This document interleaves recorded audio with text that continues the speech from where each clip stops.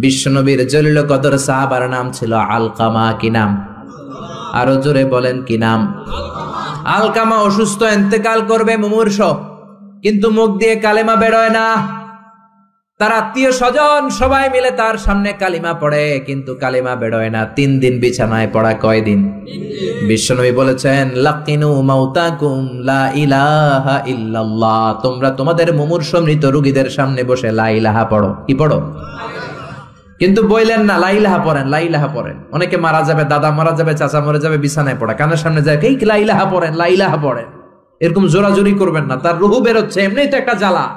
আবার যদি আপনি চাপাচাপি করেন, সে যদি বলবে না পড়ুম না, ঝামেলা আছে না নাই?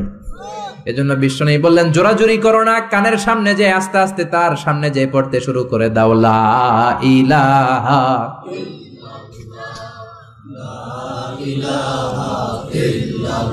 লা ইলাহা ইল্লাল্লাহু মুহাম্মাদুর রাসূলুল্লাহ।